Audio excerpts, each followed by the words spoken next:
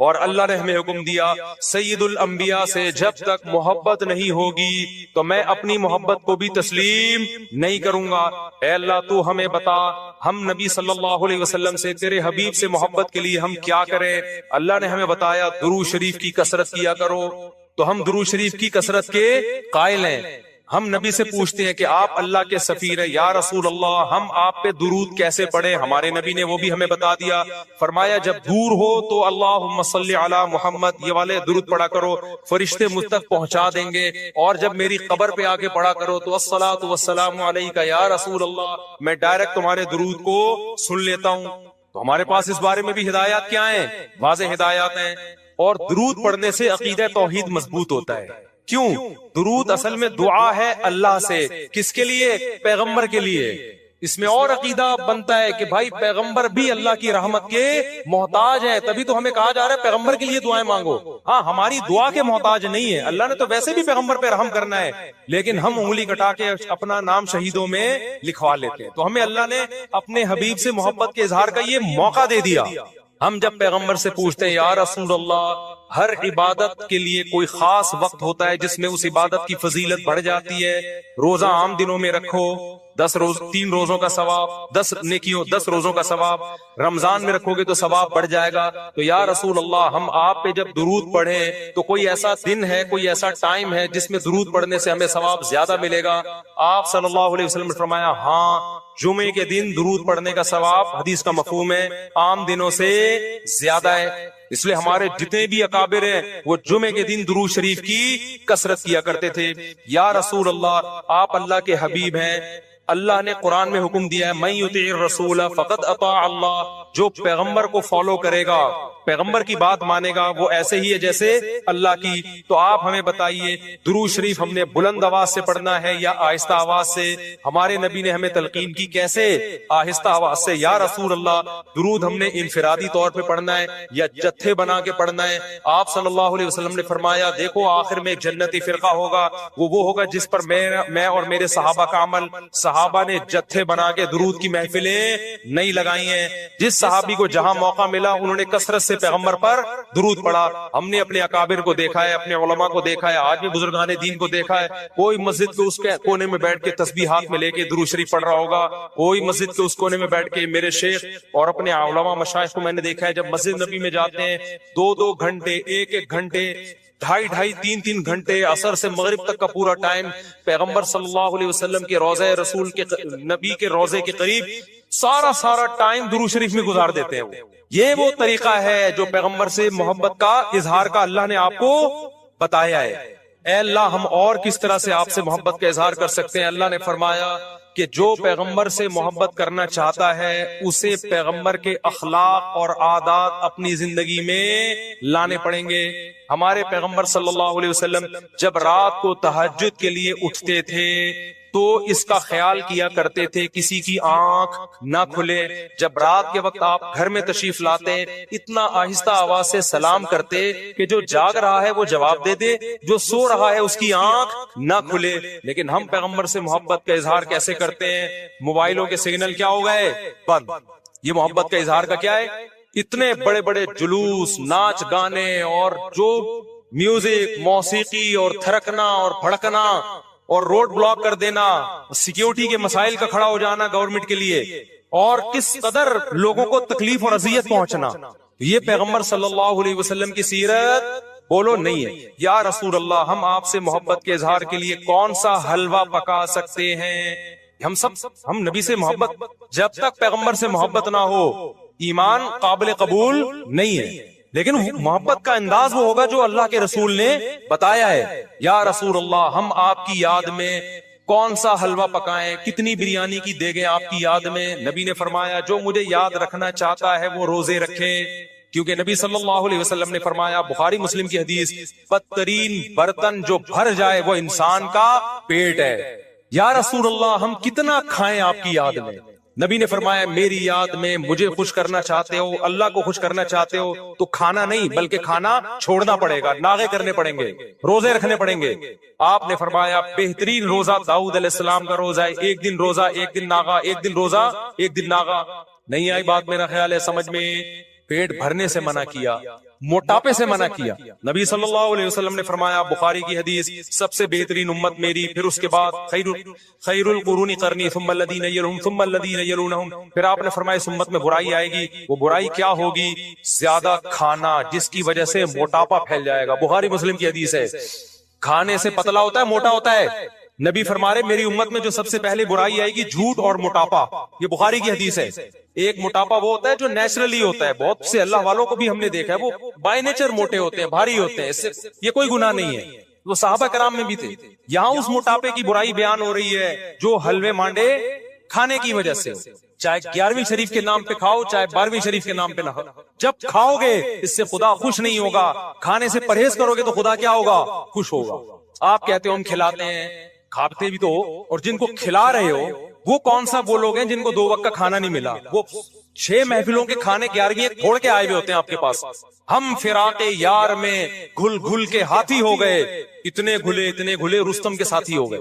یار کا فراق، یار کی جدائی، اس میں گھل گھل کے عاشق موٹا ہوتا ہے کہ دبلا ہوتا ہے؟ بولو نا، دبلا ہوتا ہے۔ لیکن شاعر کہہ رہا ہے آج کا جو عاشق ہے وہ یار کی جدائی میں گھل گھل کے ہاتھی ہو رہا ہے، بجائے پتلے ہونے کے کیا ہو رہا ہے؟ موٹا ہو رہا ہے۔ اتنا گھلتا ہے کہ رستم پہلوان کا ساتھی بن جاتا ہے۔ اسلام میں بھوکا رہنا سنت ہے، پھوڑنا پھاڑنا کھانا پینا یہ سنت نہیں ہے۔ 40 دن نبی کے گھر میں چولہا نہیں جلا، اور اگر آپ کھاتے ہو کھاؤ، مذہب کا لیبل مت لگاؤ اس پہ۔ کھانے پر پابندی نہیں ہے، مذہب کا لیبل تو مت لگاؤ نا کہ بہت ثواب کا۔ میں بھی جاتا ہوں نہاری کھاتا ہوں الحمدللہ، پھوڑتا ہوں، لیکن یہ نہیں کہتا سنت پہ عمل کر رہا ہوں میں، یہ نہیں کہتا میں۔ بھائی دل چاہ رہا تھا کھا لیا ہم نے، مدذل لا لیا، جو سامنے آیا کھا لیا۔ سنت کا لیول نہیں، سنت جب ہے جب روزہ رکھوں گا، جس دن نہیں کھاؤں گا یار آج فاقہ کرو، پھر بتاؤں گا ویلاگ بناؤں گا، دیکھو آج میں فاقے سے ہوں، سنت ہے یہ۔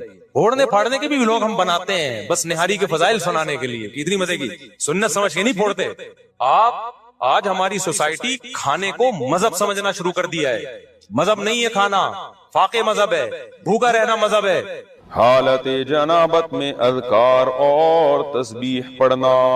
حالت جنابت میں تسبیح ہاتھ میں لے کر تیسرا کلمہ، درود شریف، استغفار یا دوسرے اذکار اور دعائیں پڑھ سکتے ہیں۔ ام ساجد انڈیا سے، جی بالکل پڑھ سکتے ہیں، کوئی حرج نہیں ہے اس میں۔ اور خاص طور پہ جو خواتین مینسز کی حالت میں ہوتی ہیں وہ تو بالکل ہی عبادت چھوڑ دیتی ہیں، یہ بھی صحیح نہیں ہے۔ بھائی نماز اور تلاوت نہیں کرنی، باقی عبادتیں تو کریں، تسبیحات پڑھیں، دعائیں مانگیں اللہ تعالیٰ سے۔ اچھا، ناپاکی میں قرآن کی آیت پڑھنا، یہ سوال پوچھا ہے، یہ پوچھنے والے نے نام ہی نہیں لکھا۔ کیا ناپاکی کی حالت میں قرآن کی آیت پڑھ کر دعا کر سکتے ہیں یا نہیں؟ نیز بغیر وضو کے قرآن کی آیت پڑھ سکتے ہیں یا نہیں؟ بغیر وضو کے تو بہرحال قرآن پڑھ سکتے ہیں، البتہ ناپاکی کی حالت میں قرآن کی تلاوت جائز نہیں ہے۔ البتہ قرآن کی وہ آیتیں جن میں دعا کا عنصر پایا جاتا ہے، دعا کی میننگ پائے جاتے ہیں، تو ان آیتوں کو ناپاکی کی حالت میں دعا کی نیت سے پڑھ سکتے ہیں، تلاوت کی نیت سے نہیں پڑھ سکتے۔ جیسے قرآن میں آتا ہے ربنا آتنا فی الدنیا حسنۃ وفی الآخرۃ حسنۃ وقنا عذاب النار، اب یہ دعا ہے لیکن قرآن کی آیت بھی ہے، تو آپ اسے آیت کی نیت سے نہ پڑھیں، ناپاکی کی حالت میں دعا کی نیت سے آپ پڑھ سکتے ہیں۔ اسی طرح آیت الکرسی ہے تو یہ قرآن کی آیت، لیکن اگر آپ ناپاکی کی حالت میں یعنی جنابت میں یا حیض و نفاس کی عورت اگر ہے تو حیض و نفاس کی حالت میں آیت الکرسی قرآن کی تلاوت کی نیت سے نہ پڑھے، ہاں وہ بطور دم کے، بطور رقیہ کے، بطور وظیفہ کے پڑھ سکتی ہے وہ۔ اسی طرح سورہ فلق، سورہ ناس ہے، آپ دم کرنے کے لیے تو پڑھ سکتے ہیں، تلاوت کی نیت سے نہیں پڑھ سکتے۔ ناپاک بستر پر ناپاک کپڑوں میں تلاوت وغیرہ کا حکم، اگر بیڈ یا صوفہ وغیرہ ناپاک ہو جائے تو اس پر بیٹھ کر تلاوت کرنا، ذکر کرنا، یہ دینی بیان سننا جائز ہوگا یا نہیں؟ اس طرح ناپاک کپڑوں میں ان کاموں کا کیا حکم ہے؟ سلمان صاحب لاہور سے۔ دیکھیں یہ سارے کام جائز ہیں کیونکہ طہارت نماز کے لیے شرط ہے، نماز کے علاوہ عبادت کے لیے طہارت شرط نہیں ہے، لیکن یہ بہرحال ادب کے خلاف ضرور ہے کہ جگہ ناپاک ہے، آپ وہاں بیٹھ کے قرآن کی تلاوت کر رہے ہیں، ناپاک کپڑے پہن کے کر رہے ہیں، تو یہ بہرحال ادب کے خلاف ہے، اس لیے اس سے اجتناب کرنا چاہیے۔ اس سے تلاوت کی اہمیت بھی دل سے نکل سکتی ہے، اور ہاں بیان سن لیں، اگر اس کو فوری طور پر پاک کرنے میں کوئی تکلیف ہو رہی ہے تو بیان سننے میں کوئی حرج نہیں ہے، لیکن تلاوت کرنا ناپاک کپڑوں میں یہ بہتر نہیں ہے۔ ناپاکی کی حالت میں آیت کریمہ پڑھنے کا حکم، کیا آیت کریمہ کا ختم بغیر وضو کے ناپاکی میں کیا جا سکتا ہے؟ نیز کیا خواتین دوران حیض آیت کریمہ پڑھ سکتی ہیں؟ فاطمہ بیگم انڈیا سے۔ آیت کریمہ جب تلاوت پڑھی جاتی ہے نا بطور وظیفے یا دعا کے، تو اس میں قرآن کی نیت نہیں ہوتی، اور علماء نے یہ بات بیان کی ہے فقہاء نے کتابوں میں کہ قرآن کی کسی آیت کو بطور وظیفے کے یا بطور دعا کے پڑھا جائے تو وہ قرآن پھر قرآن نہیں رہتا، بلکہ وہ محض ایک دعا بن جاتی ہے، لہذا وہ ناپاکی کی حالت میں بھی پڑھی جا سکتی ہے۔ لہذا آیت کریمہ آپ اگر وظیفے کے طور پہ دعا کے طور پہ پڑھ رہی ہیں تو یہ کام ناپاکی کی حالت میں بھی ہو سکتا ہے۔ اسی طرح آیت کریمہ کے علاوہ سورہ فاتحہ ہے، یا رات کو سوتے ہوئے جو دم کیا جاتا ہے اپنے اوپر سورہ فلق، سورہ ناس اور سورہ اخلاص کے ذریعے، تو یہ سب جائز ہے، اس میں ناپاکی کی حالت میں بھی کر سکتے ہیں، کیونکہ یہ قرآن کی تلاوت کی نیت سے نہیں ہوتا بلکہ یہ دم یا رقیہ کی نیت سے ہوتا ہے۔ قرآن پورا کرنے کے لیے حالت حیض میں قرآن پڑھ سکتے ہیں؟ میرا قرآن ختم ہونے میں 3 پارے رہ گئے ہیں، پیریڈ شروع ہو گئے ہیں۔ میں نے ایک کلپ میں سنا تھا کہ حیض کی حالت میں قرآن پڑھ سکتے ہیں اور تلاوت بھی سن سکتے ہیں، کیا یہ بات صحیح ہے؟ تلاوت سن تو سکتے ہیں، قرآن پڑھ نہیں سکتے۔ اس بارے میں میرا کلپ موجود ہے یوٹیوب پہ، محترمہ ڈاکٹر فرحت ہاشمی کا ایک ان کے حوالے سے ایک بات چلی تھی، اور جو ان کی اکیڈمی میں کام کرنے والی خواتین ہیں انہوں نے ایک فتوے کو وائرل کیا تھا جس میں یہ بتایا گیا تھا کہ حالت حیض میں بھی عورت قرآن کو ہاتھ لگا سکتی ہے۔ اس پر میں نے کلپ ریکارڈ کروایا تھا، تو میں محترمہ ڈاکٹر فرحت ہاشمی صاحبہ کا حوالے سے دے رہا ہوں کہ میرا نام لکھ کے نا جب یہ سرچ کریں گے تو اس پہ وہ کلپ آپ کے پاس آ جائے گا، تو اس میں پہلے پورا مدلل اس پر میرا بیان ہے دلائل کے ساتھ کہ حالت حیض میں عورت قرآن کو ہاتھ نہیں لگا سکتی۔ مقصد خدا نخواستہ ڈاکٹر فرحت ہاشمی صاحبہ پر تنقید کرنا نہیں ہے کہ علمی مسئلے میں ان سے اختلاف کرنا ہے، اور مجھے یہ یقینی بھی معلوم نہیں ہے کہ ڈاکٹر فرحت ہاشمی صاحبہ کی رائے کیا ہے اس بارے میں۔ کسی نے مجھے بتایا تھا کہ ان کی یہ رائے ہے اور وہ اس کو پروموٹ کرتی ہیں کہ حالت حیض میں عورت قرآن کو ہاتھ لگا سکتی ہے، تو اس پر میں نے دلائل سے ایک بات ریکارڈ کروائی تھی، وہ آپ سرچ کر لیں۔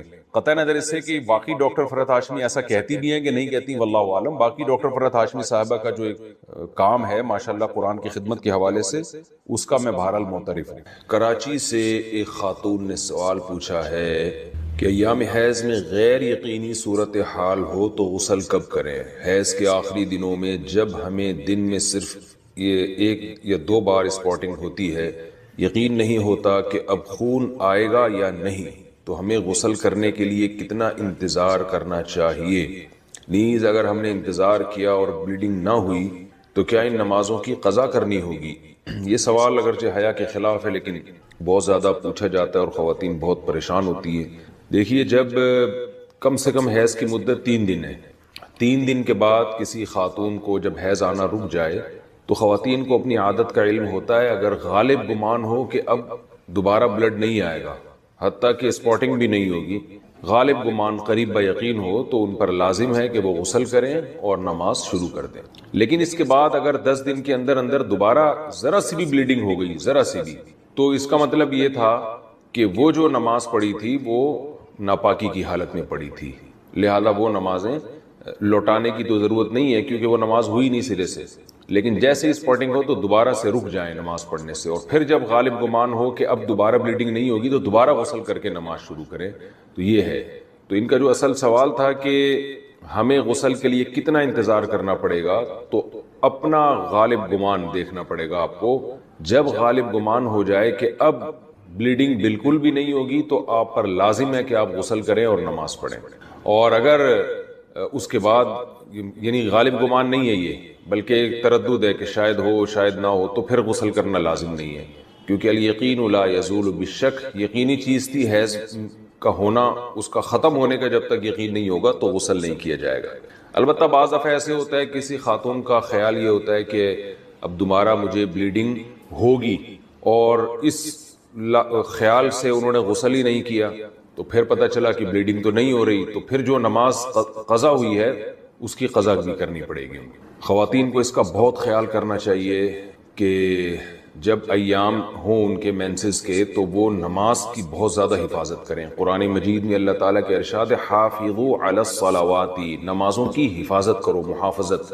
تو محافظت اسی طرح سے ہوتی ہے، اس کا خیال کرنا پڑتا ہے۔ تو فجر کی نماز اکثر خواتین کی گول ہو جاتی ہے، کیونکہ وہ سوتے ہوئے میں گزر رہی ہوتی ہے اور اس دوران بلیڈنگ بند ہو چکی ہوتی ہے۔ تو جب خواتین کو اندازہ ہو کہ ان کے ایام حیض پورے ہو گئے ہیں، جیسے کسی کو 4 دن آتا ہے، کسی کو 5 دن آتا ہے، ایک عادت ہوتی ہے ہر عورت کی، تو 4 دن جیسے آنے کی عادت ہے، تو 4 دن کے بعد پھر ان پر لازم ہے کہ وہ صبح صادق کے وقت اٹھ کر دیکھیں کہ ہمیں بلیڈنگ آ رہی ہے یا بند ہو گئی ہے۔ ایسا نہ ہو کہ سوتے سوتے میں نماز ہی قضا ہو جائے۔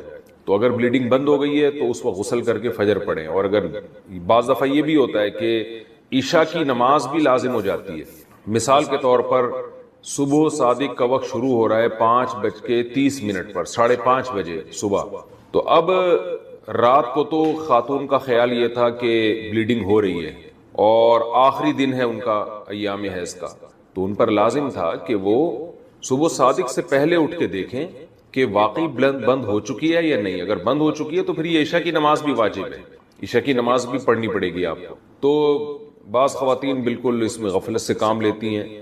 میں یہ نہیں کہہ رہا کہ ابھی بلیڈنگ شروع ہوئی ہے تو رات کو دوبارہ ہر رات کو اٹھ کے دیکھنا شروع کریں کہ بلیڈنگ ہے یا نہیں ہے، تو جو عادت ہے وہ اس کو تو گزرنے دیں۔ 3 یا 4 دن کی کسی کو عادت ہے، کسی کو 5 دن کی عادت ہے، لیکن جس دن یہ احتمال شروع ہو جائے کہ اب بلیڈنگ رک سکتی ہے تو اس دن عشاء کی نماز اور فجر کی نماز میں خاص طور پر خیال کریں، کیونکہ یہ 2 نمازیں سوتے میں گزر جاتی ہیں۔ نماز کی ہر رکعت میں سورہ اخلاص پڑھنا، فرض نماز میں ہر رکعت میں سورہ اخلاص پڑھ سکتے ہیں، خلیفہ شاہ نیو یارک سے پڑھ سکتے ہیں، نماز ہو جائے گی۔ حدیث میں آتا ہے ایک صحابی نماز میں بار بار سورہ اخلاص پڑھتے تھے، آپ نے ان کو بلا کے پوچھا، انہوں نے کہا مجھے اس سے محبت ہے، تو آپ نے ان کو جنت کی بشارت دی۔ تو اگر کسی کو عقیدہ توحید سے محبت ہے، اللہ تعالیٰ کی توحید ہے، اس میں اس نیت سے پڑھتا ہے، تو انشاءاللہ کوئی حرج نہیں ہے، لیکن نارملی یہ عمل ناپسندیدہ ہے۔ صحابہ نے شکایت بھی اسی وجہ سے کی تھی نا کہ نبی کا عام معمول یہ نہیں تھا، تو بہتر یہی ہے کہ ایک رکعت میں کوئی سورت پڑھیں، دوسری میں دوسری پڑھیں، تیسری میں تیسری سنتیں پڑھ رہے ہیں تو تیسری میں کوئی اور سورت، بہتر یہی ہے۔ کبھی کبھار اگر ہو جائے تو کوئی حرج نہیں ہے۔ عصر سے پہلے نفل نماز کا حکم، عائشہ صاحبہ نیو یارک سے پوچھتی ہیں، عصر سے پہلے نفل نماز پڑھ سکتے ہیں؟ پہلے جتنی چاہیں پڑھیں، بعد میں نہیں پڑھ سکتے۔ عصر کی نماز کے بعد نفل پڑھنا جائز نہیں ہے۔ ہاں قضاء عمری پڑھ سکتے ہیں، یہ کوئی اور قضا نماز ہو جائے تو وہ پڑھ سکتے ہیں، لیکن نوافل عصر کے بعد نہیں پڑھ سکتے، پہلے جتنے چاہیں پڑھیں۔ نماز میں آنکھ بند کرنا جائز ہے؟ کیا نماز میں آنکھ بند کر سکتے ہیں اور کتنی دیر تک؟ عابد خان سعودی عرب سے، نماز میں آنکھ بند کرنا مکروہ ہے، ناپسندیدہ ہے، کیونکہ نبی صلی اللہ علیہ وسلم ہمیشہ آنکھیں کھول کے نماز پڑھتے تھے، تو اس لیے بہتر یہی ہے کہ نماز میں آنکھ کھول کے نماز پڑھیں آپ۔ اندھیرے میں نماز پڑھنے کا حکم، اندھیرے میں نماز پڑھنا ممنوع ہے یا نہیں؟ عثمان غنی آئی لینڈ سے، کوئی ممنوع نہیں ہے، پڑھ سکتے ہیں۔ عبد الرشید صاحب راجستھان انڈیا سے پوچھتے ہیں، کیا نماز میں بسم اللہ پڑھنا واجب ہے؟ کیا بسم اللہ الرحمن الرحیم نماز کی پہلی رکعت میں پڑھی جائے گی یا ہر رکعت میں پڑھنا وہ لازم ہے؟ بھائی لازم کسی رکعت میں بھی نہیں ہے، سنت ہے، بہتر ہے جب پہلی رکعت میں آپ اللہ اکبر کہہ کے نیت باندھتے ہیں تو ثنا پڑھیں، ثنا کے بعد اعوذ باللہ من الشیطان الرجیم، پھر بسم اللہ الرحمن الرحیم، پھر سورہ فاتحہ پڑھیں۔ سورہ فاتحہ کے بعد اگر آپ درمیان سے کہیں سے تلاوت کر رہے ہیں سورت کے تو پھر بسم اللہ نہ پڑھیں، اگر سورت کے شروع سے تلاوت کر رہے ہیں تو پھر بسم اللہ الرحمن الرحیم دوبارہ پڑھیں، اور جیسے الم تر کیف فعل ربک پڑھ لی یا قل واللہ پڑھ لی، تو سورت شروع کرنے سے پہلے بسم اللہ پڑھیں آپ، سنت ہے۔ پھر جب دوسری رکعت کے لیے آپ کھڑے ہوں گے تو پھر سورہ فاتحہ سے پہلے بسم اللہ، اور پھر جب سورہ فاتحہ پڑھ کے نئی سورت شروع کریں گے تو بسم اللہ۔ اگر سورت شروع نہیں کرتے، قرآن کے درمیان سے پڑھتے ہیں تو پھر بسم اللہ نہ پڑھیں، کیونکہ بسم اللہ سورت شروع کرنے سے پہلے پڑھنا سنت ہے۔ تو چاہے سورہ فاتحہ ہو یا کوئی نئی سورت ہو، اس سے پہلے بسم اللہ عام حالات میں بھی پڑھنی چاہیے اور نماز میں بھی۔ ہاں سورہ توبہ جب آپ پڑھیں گے تو پھر اس سے پہلے بسم اللہ الرحمن الرحیم نہ پڑھیں آپ، لیکن یہ واجب نہیں ہے، میں نے بتایا سنت ہے، چھوٹ جائے تو کوئی گناہ نہیں ہے۔ کیا عشاء کے صرف 4 فرض پڑھ سکتے ہیں؟ اگر کوئی عشاء کی نماز لمبی ہونے کی وجہ سے چھوڑ دیتا ہے تو اگر وہ صرف 4 فرض پڑھ لے تو کیا اس کی عشاء کی نماز ہو جائے گی؟ اسی طرح اگر عصر کی بھی صرف 4 رکعت فرض پڑھ لے تو کیا اس کی نماز ہو جائے گی؟ کوئی گناہ تو نہیں ہوگا؟ حنا صاحبہ بہاولپور سے، جی حنا صاحبہ بالکل فرض نماز ہو جائے گی۔ 17 رکعتیں سوچ کے نماز ہی چھوڑ دینا عشاء کی، یہ تو بہت بڑا ظلم ہے۔ تو 4 فرض یہ بہت زیادہ ضروری ہیں۔ اگر کوئی سنتیں نہیں پڑھ رہا، صرف 4 فرض پڑھ لیتا ہے تو فرض تو ذمے سے ساقط ہو گئے نا، ورنہ فرض چھوڑنا تو کبیرہ بہت بڑا گناہ ہے اسلام میں. تو کسی بھی طرح ہو فرض بہرحال پڑھے. باقی عشاء کے بعد 2 سنتیں مؤکدہ ہیں تو وہ بھی پڑھ لے, کیا جا رہا ہے اس میں, وہ بھی مؤکدہ ہیں. کبھی کبھار چھوڑ دے تو کوئی حرج نہیں ہے, لیکن چھوڑنے کا معمول بنا لینا اس میں گناہ کا خطرہ ہے. ایسا شخص قابل ملامت ہے, نبی کی سفارش شفاعت سے محروم ہونے کا خطرہ ہے. تو اس لیے 2 سنتوں کو کبھی معمول بنانا چاہیے. کبھی کبھار چھوٹ جائے تو کوئی حرج نہیں ہے, لیکن بہرحال 2 سنتوں میں اور 4 فرض میں زمین آسمان کا فرق ہے. 2 سنتوں کے چکر میں 4 فرض کبھی بھی نہ چھوڑیں. نہیں پڑھے جا رہے تو 4 فرض ہی پڑھ لیں. تو لیکن عام 2 سنتوں کا بھی معمول بنا لیں تو 6 رکعتیں عشاء کی, جس کو ہم کسی حد تک ضروری کہہ سکتے ہیں. 4 فرض تو وہ تو فرض ہیں بہرحال, اور 2 سنتیں مؤکدہ ہیں. وہ چھوڑنا حرام اور کبیرہ گناہ تو نہیں ہے, لیکن قابل ملامت ہے ایسا شخص جو سنتیں نہ پڑھے. اور وتر 3 رکعت وتر رہ گئے, وہ پوری رات میں کبھی بھی پڑھ لیں, وہ بھی واجب ہیں. وہ چھوڑیں گے تو گناہگار ہوں گے. باقی عصر سے پہلے 4 رکعتیں پڑھنا وہ سنت ہے, وہ لازمی نہیں ہے. پہلے سوال ہے جی محمد صاحب انڈیا, محمد صاحب کی طرف سے جو انڈیا سے ہیں, کیا نماز میں نیت کے لیے یہ کہنا ضروری ہے کہ میں 4 رکعت فرض نماز پڑھ رہا ہوں, منہ میرا کعبہ شریف کی طرف امام صاحب کے پیچھے, یا دل میں ہی پتا ہو کہ آپ 4 رکعت فرض پڑھ رہے ہیں تو یہ بھی کافی ہوگا؟ دیکھیں, یہ کہ منہ میرا کعبہ شریف کی طرف اور اس امام کے پیچھے, تو منہ تو کعبہ شریف کی طرف ہوتا ہے تو نماز ہوتی ہے, اس لیے اس کی نیت ضروری نہیں ہے. باقی یہ کہ امام کے پیچھے میں دل میں اتنا ارادہ کافی ہے کہ میں جماعت سے نماز پڑھ رہا ہوں, اب اکیلا نہیں پڑھ رہا. بعض دفعہ انسان صف میں کھڑا ہوتا ہے اپنی نیت باندھ لیتا ہے, تو دل میں بس اتنا ارادہ ہوتا ہی ہے. جب آپ صف میں کھڑے ہیں تو اور کیا کرنے کے لیے کھڑے ہیں, اپنی نماز تھوڑی پڑھنے کے لیے کھڑے ہیں. تیسرا مسئلہ یہ کہ 4 رکعت فرض پڑھ رہا ہوں, 2 رکعت فرض پڑھ رہا ہوں, یہ نیت لغو ہے. آپ فجر کے 2 فرض پڑھ رہے ہیں اور آپ نیت یہ کریں میں 4 پڑھ رہا ہوں, تو بھی فجر کے 2 ہی ہوں گی, اس سے کوئی فرق نہیں پڑے گا, کیونکہ وہ اللہ کی طرف سے پہلے سے 2 رکعت متعین ہے. آپ کے 4 کہنے سے وہ فرق نہیں پڑے گا. ظہر میں آپ نے یہ نیت کر لی کہ میں ظہر کی 2 رکعت پڑھ رہا ہوں, تو بھی نماز آپ کی ہو جائے گی, کیونکہ ظہر کی 4 رکعت ہوتی ہیں, 2 ہوتی نہیں ہیں.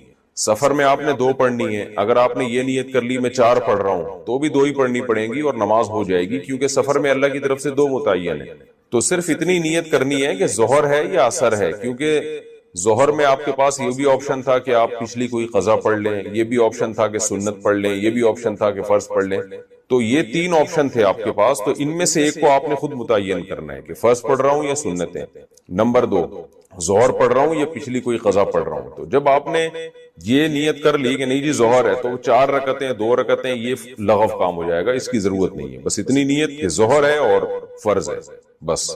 یعنی فرض سے میری مراد کہ ظہر ہے, آج کی ظہر ہے, یہ بھی ضروری نہیں کہ فرض ہے, کیونکہ ظہر تو ہے ہی فرض, تو سنت نہیں ہے. سنتیں پڑھ رہے ہیں تو دل میں یہ نیت ہو کہ یہ ظہر میں سنت پڑھ رہا ہوں, میں فرض نہیں پڑھ رہا. تو بس اتنا, یہ اتنی کافی ہے. آج کل نیتوں میں بہت زیادہ غلو ہونے لگا ہے. نماز میں نیت ضروری ہے یا تکبیر کہنا کافی ہے؟ فرض نماز میں نیت کرنی ہوگی یا صرف اللہ اکبر بولنا ہوگا؟ اگر نیت کرنی ہوگی تو وہ اردو میں کریں یا عربی میں کریں. سلمہ صاحبہ دبئی سے. دیکھیں, نیت نماز میں ضروری ہے, لیکن نیت دل کے ارادے کا نام ہے, اور دل میں ارادہ انسان اپنی زبان میں ہی کرتا ہے جو اس کی مدر لینگویج. بس دل میں نیت کرتا ہے میں نماز پڑھ رہا ہوں, تو بس اتنا کافی ہے. پھر جو نماز ہے اس کی نیت کر لیں, ظہر کی ہے تو ظہر کی نیت کر لیں, عصر کی ہے تو عصر کی, فرض کی ہے تو فرض کی کر لیں. بس دل میں نیت کافی ہے, اس کا انگلش عربی اردو سے کوئی تعلق نہیں ہے. ہو جائے گا. یعنی ہو سکتا ہے مستقبل میں معال کے اعتبار سے, معال کے یعنی فیوچر کے اعتبار سے ہو سکتا ہے وہ ہم سے اچھا. تو یہ مطلب ہے اس کا. انہوں نے اگلا جملہ کہا کہ اپنے آپ کو ہمیں جانوروں سے بھی بدتر سمجھنا چاہیے. بھی مجھے دیکھ رہا ہے, ہم لوگ جانوروں سے بدتر ہے. میں نے کہا بھائی اگر اللہ نہ کرے بدعمالی پر موت ہو گئی, کفر پہ موت ہو گئی, تو ہم تو جانوروں سے بدتر ہی ہیں. اولئک کالانعام بل هم اضل. قرآن کہتا ہے یہ جو برے لوگ ہیں یہ تو جانوروں سے بھی بدتر ہیں. تو کہہ رہے ہم تو برے نہیں. میں نے کہا ہو سکتا ہے بھائی کوئی ایسی برائی ہو, میں تعویل کر رہا ہوں نا, میں تعویل کر رہا ہوں تاکہ یہ بیان سنیں. اگلا جملہ انہوں نے کہا کہ بلکہ ہمیں اپنے آپ کو گدھے گھوڑوں سے بھی بدتر سمجھنا چاہیے. تو میں نے کہا وہ جانور میں گدھے گھوڑوں کی مثال, میں بھی تو گدھے گھوڑوں کی مثالیں دیتا ہوں نا. گرل فرینڈ بوائے فرینڈ کا جو ریلیشن ہے ایسے جیسے گدھے گھوڑوں کا, تو ایگزامپل ہے. انہوں نے کہا ہمیں اپنے آپ کو خنزیر سے بھی بدتر سمجھنا چاہیے. اب وہ کہہ رہے یہ کیا ہو رہا ہے؟ میں کہہ رہا ہوں دیکھو یار, اگر اعمال پہ موت نہ ہوئی تو خنزیر سے بھی بدتر تو ہوئے نا, بات تو ہے. آخر میں انہوں نے کہا ہمیں اپنے آپ کو گوں کے کنستر سے بھی برا سمجھنا چاہیے. یہ ہو گیا. میں نے کہا بھائی میرے اندر اب تعویل کا راستہ بند. وہ کہہ رہے ہم کیوں, ہم انسان ہیں یار, وہ گو ہیں. میں نے کہا یہ زیادہ ہو گئی ہے. اب یہ میرے سے ترکی کے میوزیم میں تھے ہم لوگ، میرے ساتھ ایک میرے دوست تھے، 2017-18 کی بات ہوگی. ترکی کے میوزیم میں ہمیں چیزیں وزٹ کروائی جا رہی تھی، یہ پتہ نہیں فلاں علیہ السلام کا، حضرت فلاں پیغمبر کا، یہ فلاں ہے حضرت علی کا یہ کرتا ہے، یہ حضرت سیدہ فاطمہ کا جبہ ہے. ہم نہیں ہے بھی کہ نہیں ہے، لیکن ہم نے کہا چلو یہ کہہ رہا ہے تو ہوگا. وہ ہمیں وزٹ کرانا نا، یہ فلاں ہے، یہ حضرت حسین کیا پتہ نہیں کیا ہے تلوار ہے. ایک جگہ ہم گئے، ایک لاٹھی لٹکی ہوئی تھی. ہم نے کہا یہ کیا ہے؟ اب تک ہم تعویل کر رہے ہیں یار ہو سکتا ہے، ہو سکتا ہے. اس نے کہا یہ حضرت موسیٰ علیہ السلام کی لاٹھی. میں نے دوست سے کہا، میں نے کہا یہ زیادہ ہو، اس سے جو پرانی رپورٹیں تھی وہ بھی کیا ہو گئی، وہ بھی کینسل. کچھ بھی نہیں ہے، کچھ ہوگا، میں نہیں کہہ رہا ساری چیزیں غلط نہیں ہے، لیکن میں نے کہا یار موسیٰ علیہ السلام کی لاٹھی یار بس کر دو بھائی.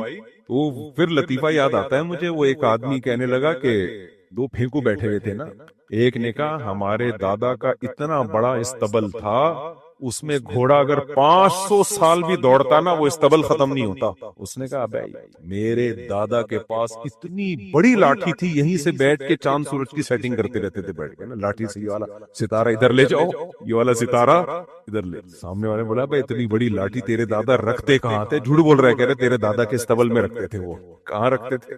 تیرے دادا کے استبل میں. یہ جو بتا تھا یہ منہ مبارک کے نام پہ اتنا جھوٹ بولا جاتا ہے. ہر سال کہیں نہ کہیں ربیع الاول میں منہ مبارک کی زیارت ہو رہی ہے. خدا کے بندو، جیسے نبی کی پر جھوٹی بات منسوب کرنے کے بارے میں نبی نے فرمایا من کذب علی متعمدا فلیتبوأ مقعدہ من النار، جو مجھ پہ جھوٹ باندھے وہ اپنا ٹھکانہ جہنم میں بنا لے. تو ایسے ہی نبی کی طرف کسی جھوٹی چیز کی نسبت کرنے والا بھی اپنا ٹھکانہ جہنم میں بنا لے. یہ منہ مبارک پاکستان میں کس کے پاس کہاں سے آ گیا بھائی؟ تیرے پاس دبئی میں زیارت ہو رہی ہے، ہر چھٹے آدمی کے پاس منہ مبارک کے نام پہ لوگوں کو بیوقوف بنا رہا ہوتا ہے. وہ تو یہ ایسا نہیں ہے، کوئی بھی ایسا کہے نا منہ مبارک ہے، نہیں بھائی کوئی سند نہیں ہے ہمارے پاس اس کی کہ یہ نبی صلی اللہ علیہ وسلم کا کہ بال مبارک ہیں. جھوٹی خبریں ہیں اس بارے میں. تو میں کیا بات کر رہا تھا، پھر دائیں میں نکل گیا. ہاں تو وقار الگ، وہ جو تواضع ہے نا، ہم گوں کے کنستر سے بھی. اب مسئلہ یہ ہے کہ مجھے بھی اب ہنسی آنے لگی کہ یار یہ زیادہ ہو گئی. اب میں نے کہا یار اتنی پروقار محفل ہے اور مجھے ہنسی آئے گی اور پھر لوگ بولیں گے یہ مفتی طارق مسعود صاحب ہو کے ہنس رہے ہیں بیان میں. میں نے بڑی مشکل سے سب خیر جب میں باہر نکلا تو پھر میں کھلکھلا کے ہنسا ہوں. میں نے کہا یار یہ تواضع کی سپرلیٹو ڈگری ہے، ہوں کا کنستر بھی. میں نے کہا یار زیادہ ہو گئی ہے بھائی. تو تواضع الگ، تواضع کس کی کیفیت کا نام ہے؟ دل کی کیفیت کا. تو وقار کا مطلب یہ، یعنی تواضع کا مطلب یہ نہیں اپنے آنکھوں کا میں خاکسار. میں لطیفہ سنایا تھا نا، ایک آدمی نے پوچھا آپ کا نام کیا ہے؟ اس نے کہا کلب حسین، حسین کا کتا. اس نے کہا آپ کا نام کیا؟ اس نے کہا خنزیر اللہ، یعنی وہ حسین کے کتے سے بھی زیادہ اپنے آپ کو نیچے گرا دیا اس نے کہ جب نام میں اتنی تواضع چل رہی ہے تو ہم تم سے بھی 4 ہاتھ آگے. تو تکبر بری چیز ہے، لیکن وقار کیا ہے؟ اچھی چیز. وقار کا مطلب آپ کے کپڑے استری ہوئے ہوئے. ہمارے شیخ حضرت مفتی رشید احمد صاحب بہت اللہ والے بزرگ تھے. دنیا کی محبت یقینی دعویٰ کسی کے بارے میں نہیں کرنا چاہیے، لیکن اگر میں حلف بھی اٹھا لوں نا کہ ان میں دنیا کی محبت نہیں تھی، نہ شہرت کی لالچ، نہ دولت کی لالچ، نہ تکبر. ظاہریت جو ہم جانتے ہیں یقینی دعویٰ کسی کے بارے میں کرنے کی اجازت نہیں ہے، لیکن وقار اس قدر تھا. حضرت بغیر استری کے کپڑے کبھی نہیں پہنتے. حالانکہ مشہور کیا ہے؟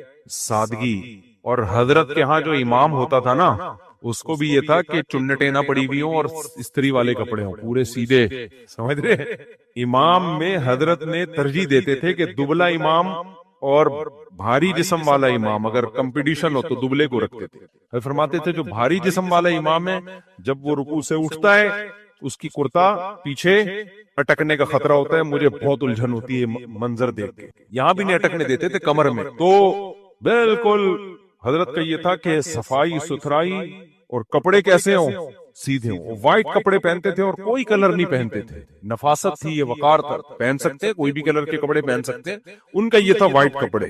بعض ہم نے لوگوں میں کلچر دیکھا کندھے پہ رومال رکھتے ہیں پھر وہ رومال منہ میں ڈال کے جا رہے ہوتے ہیں. حضرت نے کسی مولانا کو دیکھ لیا کہ کندھے پہ رومال اور وہ رومال جو ہے نا منہ میں رکھ کے کہیں باہر سفر. حضرت نے غصہ کیا یہ کیا منہ میں اب رومال منہ میں رکھا ہوا ہے آپ نے؟ اول تو رومال کندھے پہ ڈالا کیوں ہے؟ ضرورت کیا ہے اس کی؟ لیکن چلو بعض لوگوں کا کلچر ہوتا ہے وہ کندھے پہ رومال رکھتے ہیں، ان کا کلچر ہے. تو تبھی دیکھو دین جو ہے نا، دین یہ صرف کتابوں سے نہیں آتا. دین کو سمجھنے کے لیے اہل اللہ کی صحبت بہت ضروری ہے. صرف کتابی دین ہوگا نا تو تواضع پہ جب کوئی رسالہ پڑھے گا تو خاکسار بن جائے گا. صحیح ہے نا؟ کیا بن جائے گا؟ خاکسار. اور وہی گوں کا کنستر اور میں گھٹیا انسان، میں بہت ذلیل، میں یہ میں فلانا، اور عجیب سا بن جائے گا وہ. اور جب وہ بیان سنے گا تکبر کے خلاف یا تکبر کے خلاف کتابیں پڑھے گا تو وقار بھی جائے گا اس سے. وہ فرق نہیں کر پائے گا کہ باوقار شخص اور متکبر شخص میں فرق ہوتا ہے. سادگی پہ جب بیان سنے گا تو ناڑا لٹک رہا ہوگا اس کو سمجھے گا حضرت جی کیا ہیں، سادہ ہیں، کیونکہ ناڑا ان کا ہر وقت میرا تو نہیں لٹک رہا بھائی.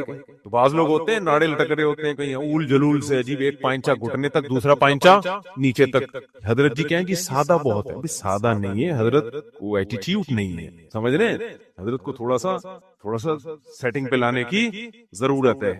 پھر یہ جو ہر چیز میں اول جلول ہی ہوں گے، پھر یہ ہر چیز میں اول جلول ہوں گے. یہ جو ناڑا لٹک رہا ہوتا ہے نا، اس پہ ایک لطیفہ ہے، کبھی اکیلے میں آؤ گے تو سناؤں گا، پبلک میں سنانے کا نہیں ہے. کچھ لطیفے ہم نے سنبھال کے رکھے ہوئے ہوتے ہیں، وہ کاپی رائٹ ہے، وہ خاص لوگوں کو پارسل کرتا ہوں، ہر ایک کو سناتا، جس کا ظرف چھوٹا ہے اس کو تو سناتا بھی نہیں وہ لطیفے. بہت بڑے اعلیٰ ظرف کے لوگ ہوتے ہیں، ان کے لیے میں نے وہ لطیفے رکھے ہوئے ہوتے ہیں، وہ صرف انہی کو کاپی رائٹ ہے. سوچتا ہوں پیسے لے کے سنایا کروں میں، اتنے قیمتی لطیفے ایسے ہی ضائع نہ کروں میں. خیر، تو وقار ایک الگ چیز ہے اور تکبر بالکل الگ چیز. وقار شریعت میں مطلوب ہے.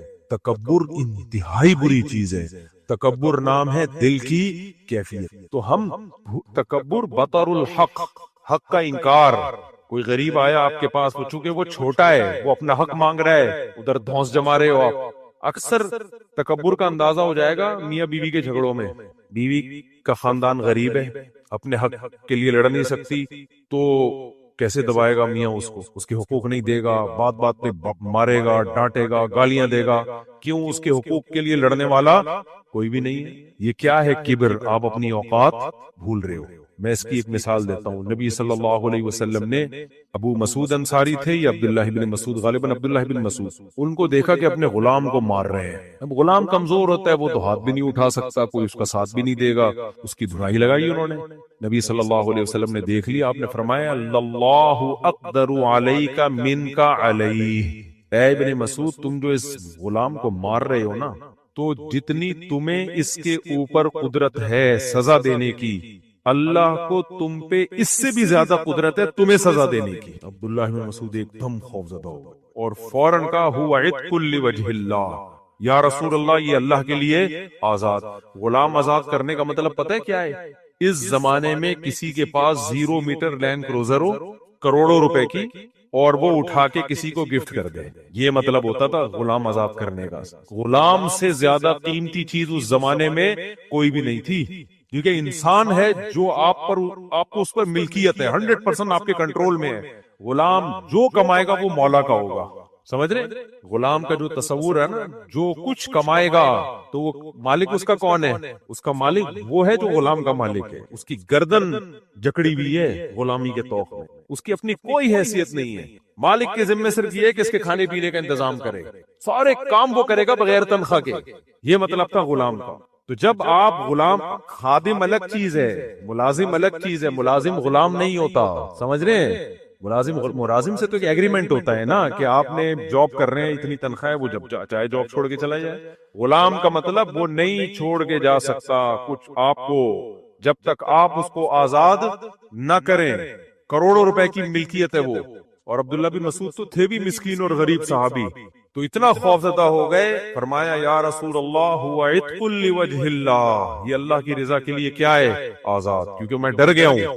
تو اس سے پتہ چلتا ہے بعض دفعہ طاقتور کمزور کے ساتھ ظلم زیادتی کر رہا ہوتا ہے. کیوں؟ اس لیے کہ طاقتور اپنی اوقات بھول جاتا ہے. وہ بھول جاتا ہے کہ بھائی ہم سے بھی کوئی ہے جو ہمیں بھی سزا دے سکتا ہے، ہمیں ٹرک کے نیچے لا کے مار سکتا ہے، ہمیں کسی وائرس کے ذریعے ہلاک کر سکتا ہے، ہمیں کسی ایسے غم میں ڈال سکتا ہے کہ جس غم سے ہم زندگی بھر نکل ہی نہ پائیں، لیکن وہ جب اپنی اوقات بھولتا ہے وہ سمجھتا ہے میرے پاس گاڑی ہے، میرے پاس بنگلہ ہے، میرے پاس دولت ہے تو میں ہی پاورفل ہوں، اور یہ جو کمزور لوگ ہیں میں جو مرضی کرتا رہوں ان کے ساتھ، مجھے کوئی پوچھنے والا نہیں ہے. تو اٹ مینس کہ وہ اپنی اوقات اپنے عمل سے بتا رہے کہ وہ اپنی اوقات بھول گیا.